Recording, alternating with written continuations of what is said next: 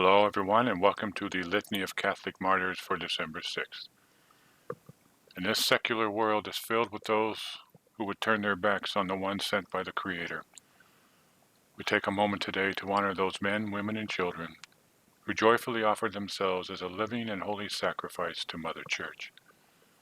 And as we go about our daily chores, let us bring to mind those martyred men, women, and children with the words of Father John Hardon, Society of Jesus. Quote, "Never in the history of the papacy has any bishop of Rome written at greater length about martyrdom than Pope St. John Paul II. In his encyclical, The Gospel of Life, it devotes 1,000 or more words to the call to martyrdom in our age. He reminds us that the revelation from the Old Testament to the New, and from the time of Christ to the present day, is the history of martyrdom as a witness to the truth.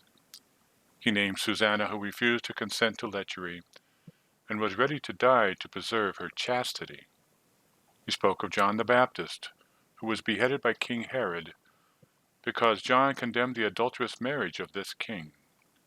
But he especially identifies with Jesus Christ as the King of Martyrs, who died on the cross as a witness to the truth, which he was sent to proclaim to the world. So, the history of courageous practice and profession of the truth has gone on for 20 centuries of Christianity. We commonly speak of the first 300 years of the Christian era as the Age of Martyrs. Certainly tens of thousands of believing Christians laid down their lives rather than compromise their Christian faith and morality to the pagan culture in which they lived. Every single pope up to the 4th century died a martyr's death.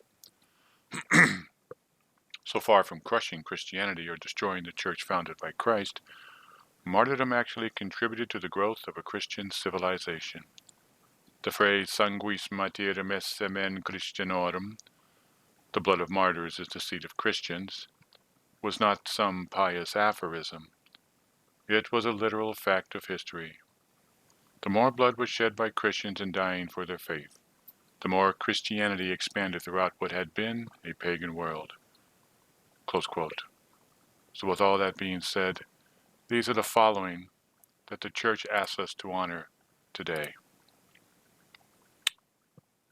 Admira, the metropolis of Lycia, the birthday of St. Nicholas, bishop and confessor, of whom it is related among other miracles that while at a great distance from the Emperor Constantine, he appeared to him in a vision and moved him to mercy so as to deter him from putting to death some persons who had implored his assistance.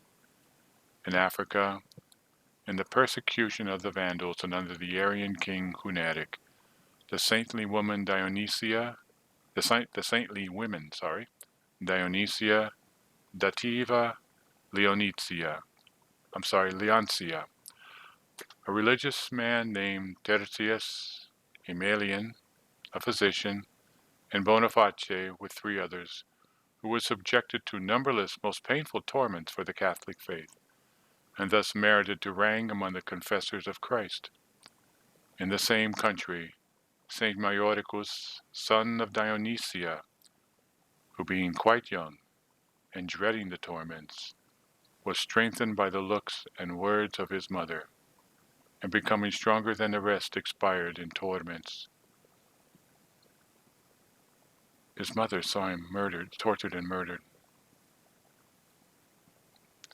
His mother then took him in her arms, and having buried him in her own house, was wont to pray assiduously at his sepulchre. On the same day, Saint Polychronius,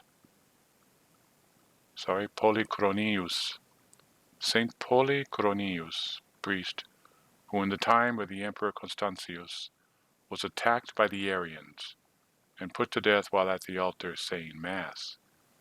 At Granada in Spain, the Passion of the Blessed Peter Pascasius, martyr of the Order of Macedarians, and Bishop of Jaen, whose festival is celebrated on the 23rd of October by order of Pope Clement X. And finally, At Rome, Saint Acella, Virgin, who according to the words of Saint Jerome, being blessed from her mother's womb, lived to old age in fasting and prayer. These are the men, women, and children who we are to emulate. These are the men, women, and children who we are to act like.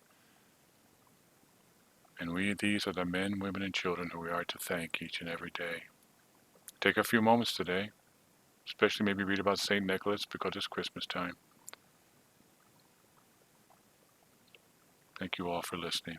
God bless each and every one of you, and have a good